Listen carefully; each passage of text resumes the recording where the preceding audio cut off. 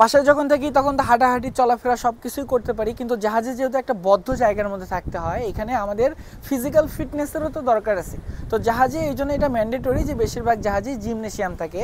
তো আমাদের জাহাজেও জিমনেশিয়াম আছে। আমি এখন আপনাদের সেই জিমনেশিয়ামের দিকে নিয়ে যাব, নিয়ে গিয়ে দেখিয়ে দিব যে আসলে আমাদের জাহাজের জিমনেশিয়ামটা কত বড়, এখানে কী কী থাকে। যদিও এটা তো অত প্রফেশনাল কিছু হওয়ার কথা না, না হওয়াটাই স্বাভাবিক, তবুও এখানে জিমনেশিয়ামের বেসিক যে জিনিসগুলো দরকার সেগুলো আছে, এটাই আমি আজকে আপনাদের দেখিয়ে দেবো। তো চলুন আমাদের জাহাজের জিমনেশিয়ামে যাওয়া যাক।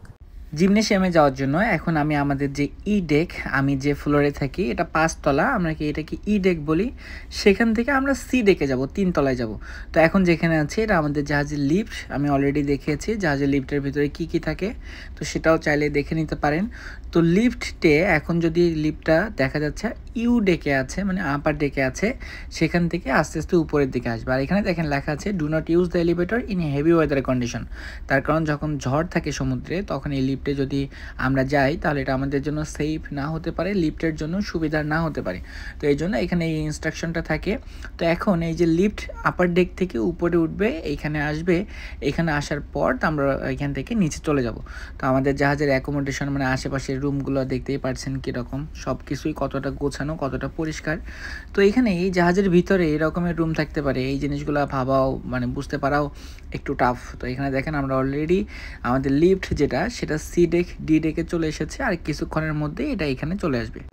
তো লিফট চলে এসেছে, আমরা লিফটের ভিতরে যাচ্ছি। এখান থেকে যেহেতু আমি সি ডেকে যাব, সি ডেকে আমি যাচ্ছি। আমার হাতে যেটা দেখতে পাচ্ছেন এখানে আমি কি কি ব্যায়াম করব বা জিমনেশিয়ামে আমি কি কি করি সেটার একটা লিস্ট এখানে আছে, এটা দেখে দেখে এটা ফলো করে সব কিছু আমি করি।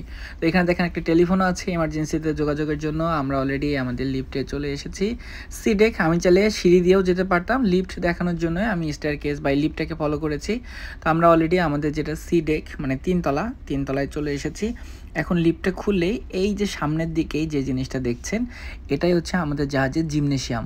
তো যদিও হাইফাই অত জিমনেশিয়াম না, তবে বেসিক জিনিসগুলো এখানে থাকেই।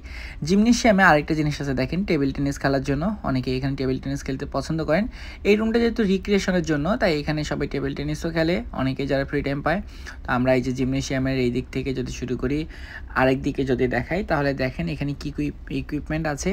এখানে একটা পাঞ্চিং ব্যাগ আছে। তো পাঞ্চিং ব্যাগের থেকে ইম্পর্টেন্ট হচ্ছে বাইরের সমুদ্রের ভিউটা।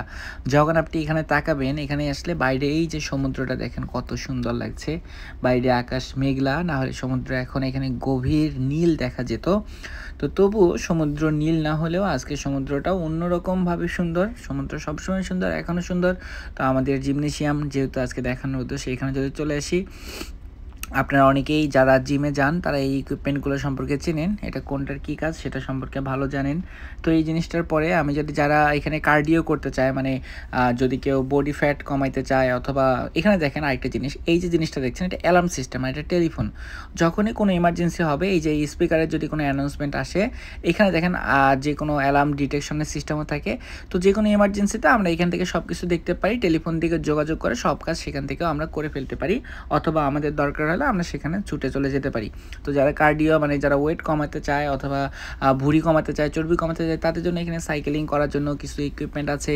আবার যদি কেউ এখানে দৌড়াতে চায় তার জন্য ইকুইপমেন্ট এখানে আছে। আমি একটু আপনাদের দেখিয়ে দিই, এটা হচ্ছে সেই ট্রেডমিল। অনেকে এখানে দৌড়ায়, জাহাজে যারা সিনিয়র যারা আছে তারা তো আর ডাম্বেল বারবেল নিয়ে থাকে না, তারা ওয়েট লিফটিং করে না, তারা শুধু ফিট থাকতে চায়, এই জন্য কার্ডিওটা করে। এখানে আমাদের কিছু ডাম্বেল আছে, বুঝতেই পারছেন। তো এইদিকে দেখেন আরও কতগুলো ডাম্বেল, যার যেটা দরকার, যত কেজি দরকার সে এখান থেকে তত কিছুই নিতে পারে।